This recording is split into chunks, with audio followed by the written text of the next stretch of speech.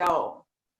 Well, hello and welcome everyone. My name is Krista Jack and I am the president of the Lakeville Area Chamber of Commerce, and we're excited to have you here. This is our first webinar of 2021, and just a reminder that this is a part of Real Time Solutions that is brought to you by the Apple Valley, Burnsville, Hastings, Lakeville, and River Heights Chambers of Commerce. And the goal of these webinars since we started them last spring has always been to address our business concerns and questions as we continue to navigate not only through the pandemic, but now as we continue to work on recovery as well. And we want to give a special thank you to our first sponsor of 2021. Xcel Energy is our series sponsor, and Xcel Energy has made a commitment to protecting the environment, embracing clean energy technology, and standing with our communities to shape the future. And they've been very supportive of our chambers and our business community, and so thank you to Xcel for being a sponsor. And just a reminder for those that are watching with us live this morning, this is being recorded, and you will be able to ask Laura any questions. Laura has told me she loves conversations, so please feel free as you have conversations to put them in the chat, and we will address those as we go through. And so again, as I said, we're excited. We've got Laura Bordelon here with us today, and Laura is the Senior Vice President for Advocacy at the Minnesota Chamber of Commerce, and Laura has been there since 2011. So you're coming up on 10 years this year, right, Laura? That's amazing. She leads the organization's public policy, grassroots, and political engagement strategies. And you've got quite a background, and I don't know if part of your presentation was to go through your background, Laura, so I was going to go through some key points. Were you going to touch on it at all? Nope. Okay, then I'm going to touch on it a little bit.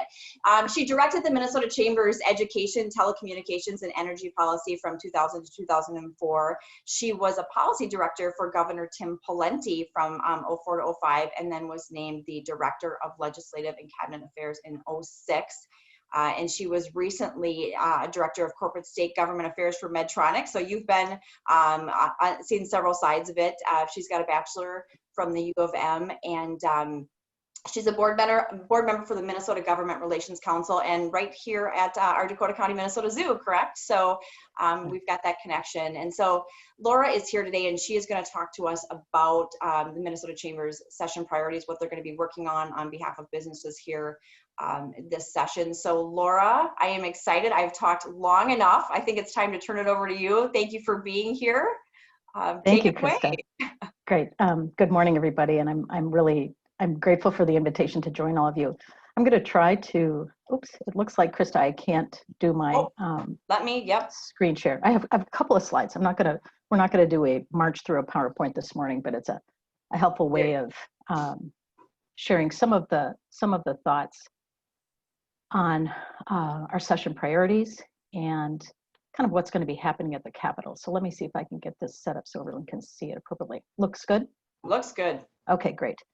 So, one of the things that I want to convey to you is this, we're going to have this big, busy session. There are all of these issues swirling around, and you can see some of those items in gray. So public safety is going to be a hot topic again, paid leave, especially in the context of, quarantining and taking care of others during the pandemic, liability protections, broadband, workplace mandates, healthcare, election integrity, climate change, school funding. It goes on and on. There's a lot of issues that have been surfaced by the pandemic, but also just things that a lot of different interest groups want to see passed. But really what it boils down to in the 2021 session for the legislature is two jobs. Job one is to balance and enact a state budget.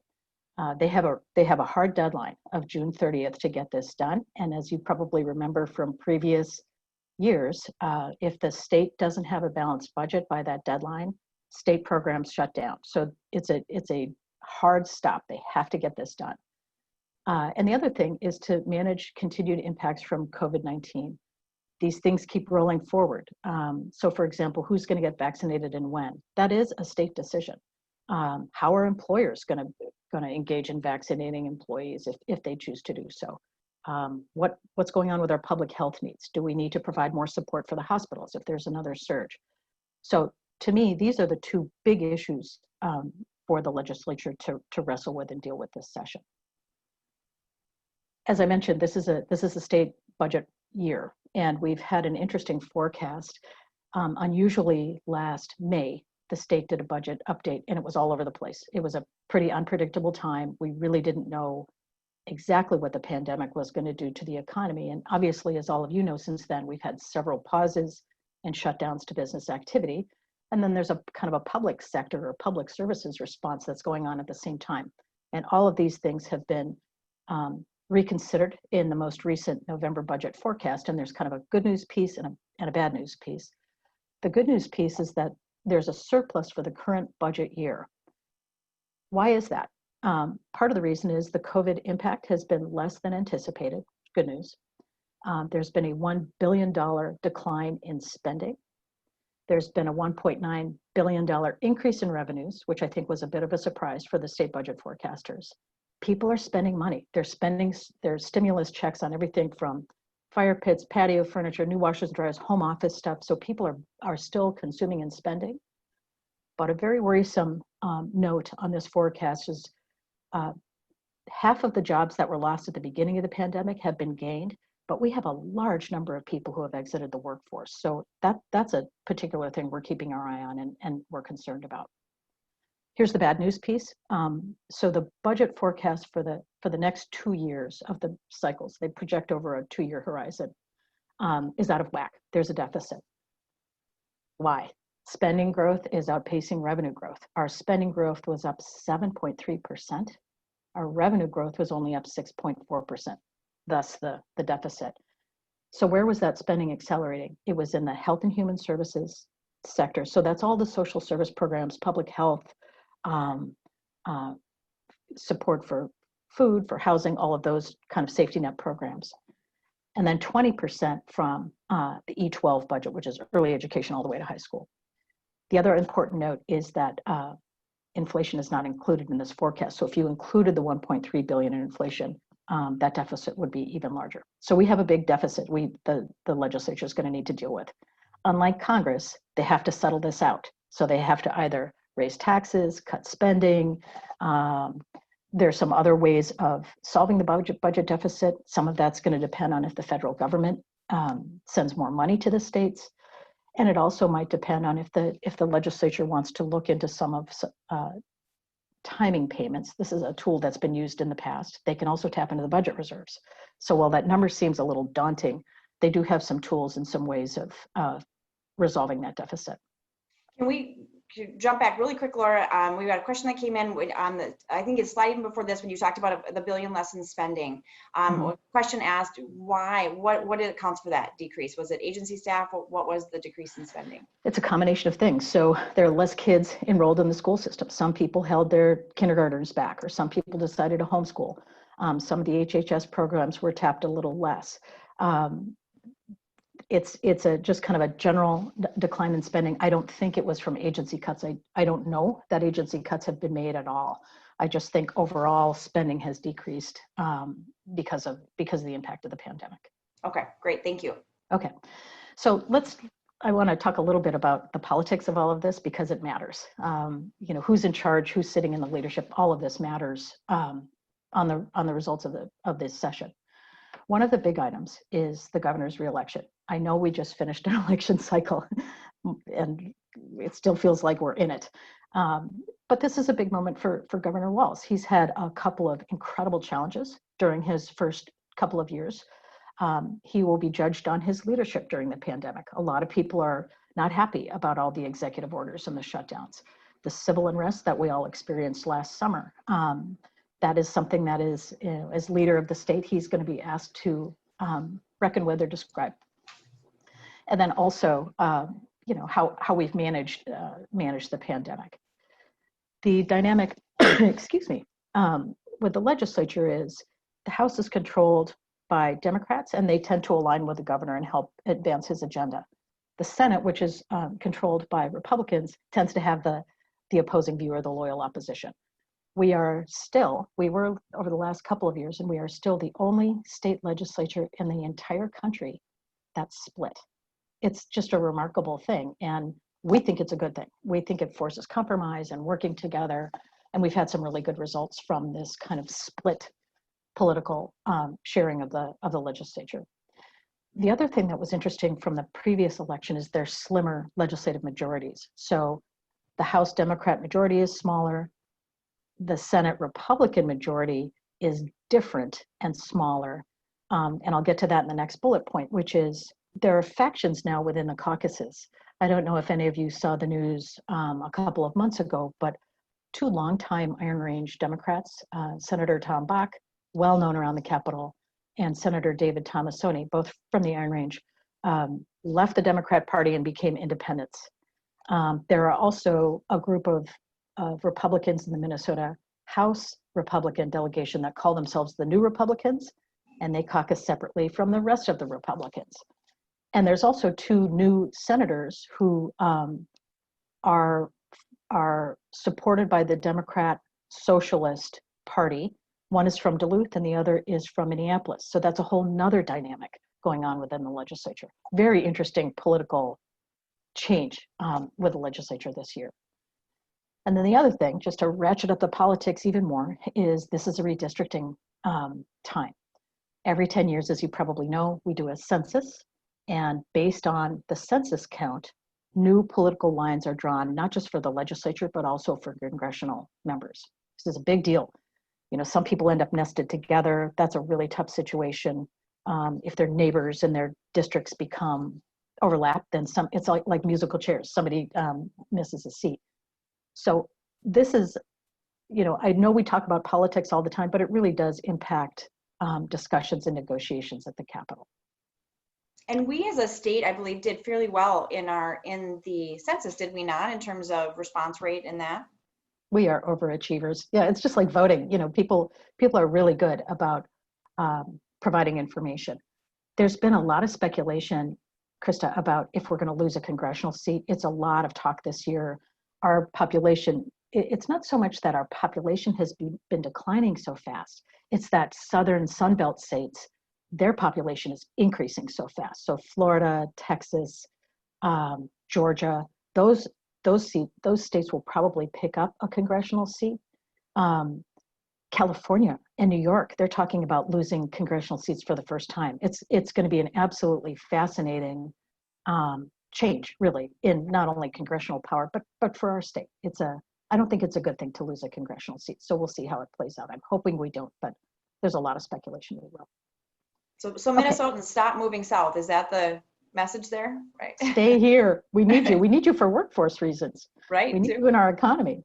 True. So I want to talk a little bit about the Chamber's priorities. That was our focus, and I'm you know, I think we're being very practical with this legislative session. We're not coming to the legislature with an incredibly long laundry list. We're really focused on leading Minnesota to an economic recovery. As you all know, especially if you're in the hospitality industry, in any type of very consumer-facing industry, this has been a rough road with the pandemic. So one of our goals is to make sure that hard-hit industries, so this would include event centers, the zoo, those type of, you know, places where people like to gather, are helped with immediate cash flow through either tax relief or small business assistance. If you aren't aware, the state has grants available, not loans, which I know businesses who have been really challenged in this time, they don't want to take on more debt, and that's completely understandable. They need cash. So there's a state-based program, and there's also a county-based program. So if I would encourage you strongly to talk to your counties, to talk to your local chambers about helping get assistance through these county grants. They're larger, they're more flexible, and they might be able to help you at a really key time with cash flow. So the other issue with this kind of cash flow consideration for us is the federal government made the Paycheck Protection Program loans forgivable. But what we need to do at the state level is make sure they're not taxable. And that requires legislative action by the state. So we're pushing already to talk with the legislature and with the governor about making sure those PPP loans are not taxable, and that expensing is the same as what's done on the federal level. We call that conformity. The other issue, so that's immediate. It's just keep businesses stabilized as possible and get them as much assistance as possible. And do you, Laura, just to stay on that for 1 second, that for the PPP conformity, what is your opinion? Do you think that's something that will most likely pass, or is that going to be a long road ahead?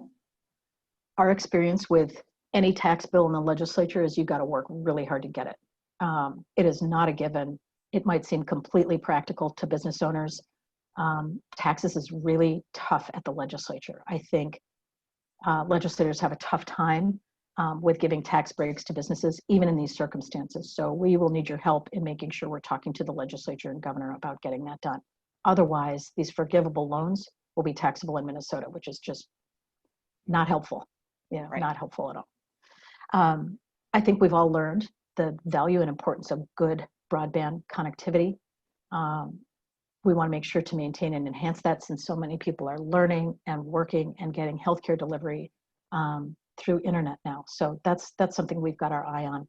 It's also a really great way of using one-time dollars. You can make a big infusion of assistance and then not have it be a legacy item like so many programs are. And legacy, I mean just long-term commitment. The other piece is reorienting workforce development programs based on needs. Our workforce training programs are pretty clunky. They're hard to move forward quickly. They're hard to make sure they're meeting market needs. We're going to spend a lot of time talking with the legislature about making sure businesses have the employers they need. And part of that might be recognizing workplace training. It might be shortening up some certification programs. Those are the kind of ideas that we have. The other piece, and Chris and I were laughing about this earlier, is got to get our kids back in school. It is a workforce issue. It is really tough. I have a couple of staff people with K-6 kids, and the amount of juggling they're doing between teaching and monitoring kids' work during the day and working for the chamber is really hard. And we've heard it from a lot of employers. It's really tough on productivity, and they're getting emails from their employees at 11 o'clock at night when they finally have time to work. So we are very anxious to get kids back in school and not lose more time in-person learning. It's really important. The other piece that we've heard all over the state, not just Metro, but in greater Minnesota too, is the childcare system is really struggling. It has been for a while. The pandemic has made it that much harder. People are either pulling kids out or, frontline workers get places first. So our childcare shortage has just gotten that much tougher. We want to make sure we're supporting the providers and the facilities so that workers and parents have a safe place for their kids to go during the day. The other thing, and I will admit to you, I think this unfortunately might be a long stretch, is making sure that we enact COVID lawsuit protections. So if you have pivoted your manufacturing to provide PPE or sanitizer or some other thing, we want to make sure that you are not sued and then there's not a problem for you. The trial bar in Minnesota is very active, and we think this is going to be hard to do, but we'll make the case that businesses tried to step up and do the right thing and be helpful at a time when all of us really needed it. So these are additional priorities. We keep these in our sights all the time, and I would say, Krista, and to the folks on the call, we consider these do no harm strategies, right? We've talked a lot about the legislature's interest and even local government's interest in dictating to private sector employers what their benefits should be. And it's everything from wages to paid time off, scheduling. I mean, imagine what a nightmare scheduling would be during a pandemic. So there's a lot of movement and energy, frankly, in more liberal states, California, Washington, New York, Washington, DC. There's a lot of these things are being passed. Massachusetts passed a huge paid family leave program that they took 2 years to resolve the rulemaking on. These are very complicated ideas and programs, and we would prefer to have employers design their benefit sets for their industry and for their employees. That just seems completely sensible to us. The other piece that we always keep an eye on is maintaining access to high quality, affordable health care. It's a benefit a lot of employees want to provide if they're not, or to continue to provide. It's a talent retention issue, and we've got to make it as affordable for employers to provide to their employees as possible. There's all kinds of ideas that pop up on mandates. We'll have a big battle this year about a reinsurance program that helps keep rates down in the individual market versus a public option. So that'll be back this session. And the other piece is to promote cost-efficient energy and sustainability. Climate, energy prices, these are becoming very big issues for the state. I think we'll probably see a lot of activity at the federal level on this. We don't want Minnesota to be out of step with federal initiatives. And we also want to recognize the fact that so many businesses, Excel is a great example, are really doing wonderful things for our environment without mandates. Mandates tend to, be one size fits all, and they take away a lot of innovation and a lot of cost effectiveness. So we want to make sure we keep on the path of allowing businesses to pursue and achieve their sustainability goals without a big state mandate coming their way. So with that, Krista, I'm happy to answer any questions that you have about anything going on in this session. Absolutely. So I've got some, yes. And just a reminder, if you've got some questions, we've got Laura for a few more minutes. So put them in the chat. Laura, we have a question of, do you think the legislature will be able to get the governor to give up or modify his emergency powers? Boy, this has been such a hot debate ever since he enacted emergency powers. So having worked in a governor's office, I can tell you, I think it's very unlikely that he'll agree to it. I will say, emergency powers have been preserved for these very unique situations. So when I worked for Governor Pawlenty, there were floods and tornadoes, and we used the emergency powers to quickly deploy resources to places if the legislature wasn't in session, or to access federal dollars in a very fast way. I know this is an unusual circumstance. The legislature is in session full-time until May. I think it would be wise for the governor to do as much of this decision-making sharing as possible. But what I've heard from the legislative leadership presentations is, they're not likely to do it. One of the requirements the governor is saying is, I'll give up my emergency powers if you agree to a mask mandate. Well, a lot of people have feelings about a mask mandate. So I see it continuing, although I think the governor is very smart, and I think he's going to try to engage more with the legislature than when they were out of session. Okay, all right. Great. We have another question that says, what type of impact do you expect takeaways from navigating the pandemic might have on paid sick leave efforts? Yeah, I expect it to be a more compelling argument, to be honest with you, especially for lower wage frontline workers. They don't have this benefit. There's a lot of folks that have a PTO style benefit that they can access.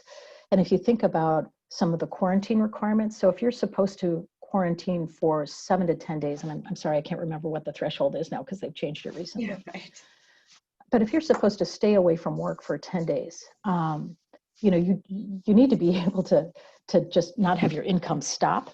I think it's going to be tougher for us to make that case, but at the same time, a state-based program is really big and cumbersome.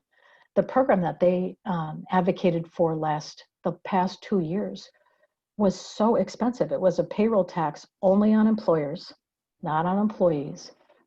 It was effective immediately when you came to work. So there wasn't even a kind of, you work for 3 months, the standard period of time when you toll to get benefits. It was immediate. It had a number of problems, not the least of which a huge state insurance claim system and process would have to be set up to process these things. So it's a great question. It's a timely question. And I think we're going to wrestle with it a lot this session. I'm not sure some of the proposals we've seen are the solution. So we will likely keep advocating for employers to be able to provide benefits on their own. The challenge is when, like small and mid-sized companies, when they can't afford to, what those employees do. So it's a hard topic. I'm not sure we've all landed on the exact right answer yet. Sure. So another question too that ties into the priorities, kind of the workforce and obviously education, how bringing our kids back ties into that. We've had a lot of conversations here in Dakota County about when the $600 was in place last year, and kind of even talking to Career Force and through our chambers, we thought, okay, as soon as that $600 goes away, we're going to see people applying for jobs like crazy. And I think we all braced for something that didn't happen. And so the conversations since then have been, well, what happened? Why haven't, we have manufacturers, and I'm sure you see it all over the state, who are saying, I would hire, I've got 20 open positions, send them my way. And we're just not seeing that. We're not seeing the folks that have been furloughed or displaced looking for an employment elsewhere. And, we've had employment agencies say, I go to sleep every night with 125 jobs open that I can't fill. how do we bridge that gap? Are you guys seeing anything in other areas, or what do you see from the Minnesota Chamber standpoint? It's a head scratcher, and it's been this way for a long time, Krista. I mean, this isn't, our workforce problem is the same. It's just amazing to me. You know, we heard, I think 12 years ago during the last Great Recession, that employers couldn't find employees. I don't know. I really don't know why. I don't know if there's a benefit, a greater benefit to staying home than going through a training program or getting a certification and going to work. It's a head scratcher, to be really honest with you. And so many businesses are having this problem. In fact, we had lengthy conversations with Commissioner Grove at the Department of Economic Development and the legislature about be very careful about extending unemployment benefits, because we have a lot of members who are looking for workers. You want to be sensitive to the challenges families are facing around the holidays with furloughing, but at the same time, there's jobs available. So I don't have a good answer for you, Krista. I think we're still trying to figure it out too, but our members are saying they're hiring and they need people. And right. That first slide that I showed on the budget forecast, that showed 107,000 people not coming back. Very concerning, very troubling, and it's going to affect our economic growth. So we need to get after that and get that sorted out for sure. Absolutely, absolutely. And I want to be respectful of your time too. We're getting close, but we do have another question. What role has the Minnesota Chamber played in getting exceptions or changes to the executive order? And this person was giving the example of theaters being allowed at 25% capacity. And then, when he changed the EO, he specifically changed theaters to going to a different cap. Do you guys have any ability to affect any of that change? Boy, we try. I will tell you, the administration is really good about reaching out to us and talking about some of this stuff. They're very polite in giving us a heads up. We do engage with them at times with some of these things. We pushed really, really hard on the small business grants and reopening the economy. And for us, we're always balancing, and I think you all are doing the same thing. We want to protect public health, but we want businesses open. And we keep hammering it and pushing it. They don't ask us what we think they should include in their EOs. I was relieved that he began to open things up, but we sure wish it would accelerate. It's hard to wait for the vaccine to make it all okay to resume to normal business, but we've got to control hospital capacity, and I think that was his concern the last time. So we do try to weigh in. We definitely share our thoughts and views with the administration all the time. But they say they are guided by public health metrics, and that's how they make their decisions. It's as frustrating as it is for all of us. We are hopeful to get open fully as soon as possible. Okay, very good. I do have another question came through about when you were talking about the childcare system. They're wondering if you're referring to private business, state-run, or both. All of it. This model is so challenged. It's expensive. The people who run it have heavy regulatory burdens. It's expensive for them to run it, so they're asking their customers to pay a high cost. It's something we need for workforce purposes. We support all of the private sector childcare facilities. I think when Governor Dayton, I don't know if you remember this, he attempted to unionize the workers. That sent a chill across the industry.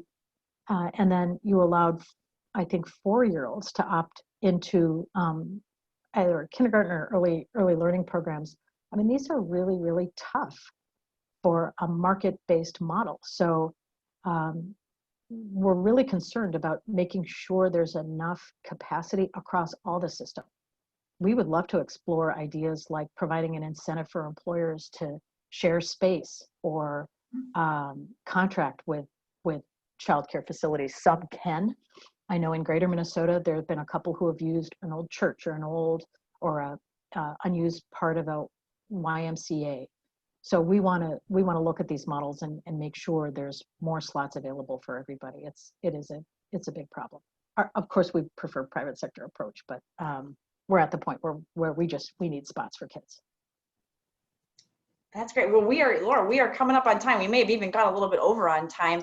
I see you've got your email address in there, so that's wonderful. And so please, obviously, if you have questions that you think of afterwards and you want to reach out to Laura certainly reach out to one of us at your local chamber, and we can certainly pass that along. And I certainly can, speak on, I think behalf of the group that Minnesota Chamber has been so great to work with. Obviously, we are members of the chamber, and you guys are so responsive. And as our members come to us and want things communicated at the state level, your staffs have been, like I said, so great at making that, making sure that we feel that our voices are heard and that we know that you're working on our behalf. So I want to thank you so much for that. I want to thank you for your time. I think this was great information. And we're so excited to have this. And so again, just a reminder, if you still have questions, please reach out to Laura, reach out to your local chambers. I do want to give another special shout out and a thank you to Xcel Energy, our series sponsor. And just remind everyone that this is a series of webinars that's brought to you by the Apple Valley, Burnsville, Hastings, Lakeville, and River Heights chambers. And we started these back in 2020, and we're going to continue them in 21. We're going to change it up a little bit. We're going to do this format in kind of this webinar format that we did last year, once a month, and then a second time a month we are going to do something that's a little bit more interactive and give people, I think Laura and I were talking about this, people are ready to get back and see each other and talk to each other, and so we want to give you guys an opportunity to kind of network while you're a part of these. So the first one of that is going to be on Wednesday, January 27th. It's going to be from 8 to 9 a.m. We are going to have motivational speaker Annie Meehan with us, and she is going to talk to us about how to be the exception, kind of how to stand out. And there's going to be an interactive component. So watch your local Chamber of Commerce as to how to sign up for that one. And we're excited to kind of be changing up the format. I hate to use the word pivot, but Laura, I think that's right, the term. We're pivoting and we're changing as we go. So, and again, if there's topics that you want to hear about, please make sure you're reaching out to your local chamber and letting us know, and we'll work on those. So again, Laura, I can't thank you enough for taking the time with us here this morning, and thank everyone for listening, and everyone who will watch this afterwards. Thank you, and have a wonderful day. Take care, Laura. Good luck to your son. Thank you. Great talking with you. Thank you. All right. Goodbye.